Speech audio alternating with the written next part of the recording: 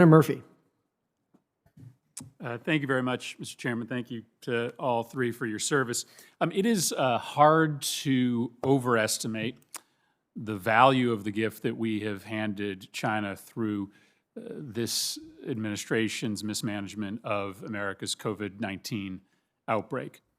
First, it bolsters China's argument that autocratic or semi-autocratic forms of government, complete with the set of population control tools that are being pioneered in Beijing, are more effective at meeting modern threats than democracy.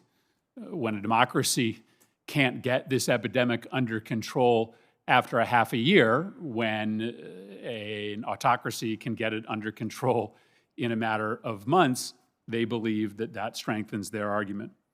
And second, our failure has given China this massive head start in the contest for global economic influence.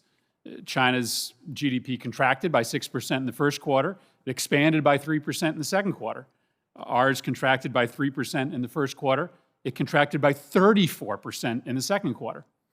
And it's not just that that autocratic governments were able to get this under control. South Korea didn't have a 34% contraction in the second quarter. They had a 2% contraction. And so it's not that democracies are unable to get COVID under control, but our failure to do so as the world's most notable and leading democracy has strengthened China's argument that countries should follow their model and has just handcuffed our economy. I mean, our business leaders can't even travel around the world because America is the sick child today.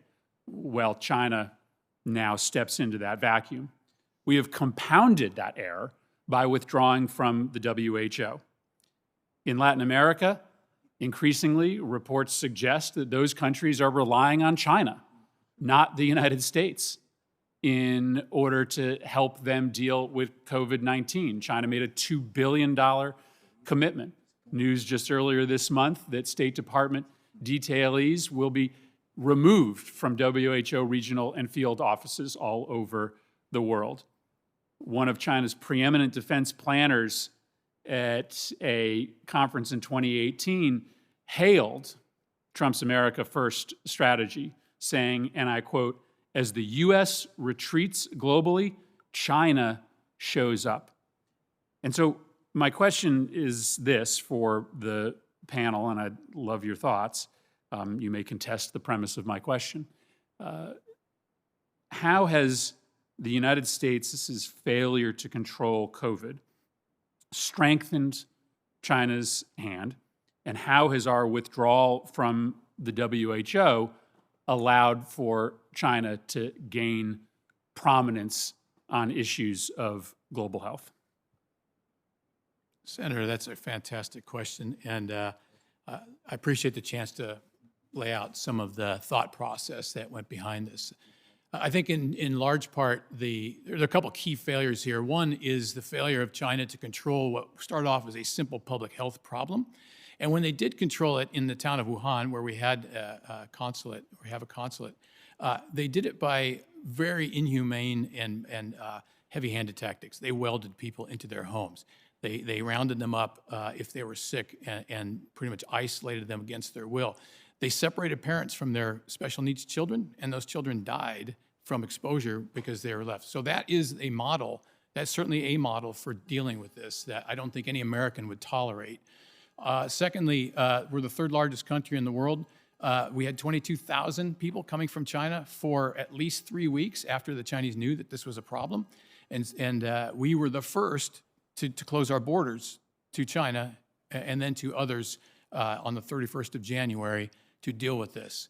Third, if you look at the numbers originally, we did not put our numbers out per capita. And being such a large country, when you compared our numbers to Belgium and Germany and others, they looked worse, but in fact, per capita, we're better. Fourth, we're not an island. The countries that have done so well, Korea, as you mentioned, Taiwan, New Zealand, are able to cut themselves off from the rest of the world and prevent the disease from coming in. But they also cut themselves off from commerce, travel, tourism and all the rest. And those countries now, especially in the Pacific, are having a very hard time economically as the disease eventually will make its way into their countries. And so, as you know, this whole problem began with the Chinese failure to deal with its World Health Organization requirements through the international health regulations to report these things. Secondly, their intrusion into multilateral organizations like the UN and the WHO had the WHO leadership telling the world, it's okay, I can give you documentation as late as mid-February. They were saying, don't overreact to this. There is no human-human transmission, when the fact is there was. And so that the U.S. contributes between $400 and $500 million per year to WHO. The Chinese contribute around $40 million. I think I appreciate your answer, and I appreciate the fact that you've got to sort of hold the line here of the administration. But the failure to acknowledge that we have done grave damage to America's reputation in the world by not being able to control this virus in the way that plenty of other democracies were able to, I think speaks to a real blind spot. And let's just remember, it was the President of the United States who was the greatest cheerleader for China's response to COVID in January, February, March, and April. There was no one who was standing up more vocally for China's transparent response, their effective response, than this president. That made it hard for a lot of other people to get tough on China when the leader of the free world refused to do so. So I hope that we can, as a committee, have a little bit more nuanced discussion about the effects of our failure on COVID and its impact on our reputation and ability to influence events around the world. Thank you, Mr. Chairman.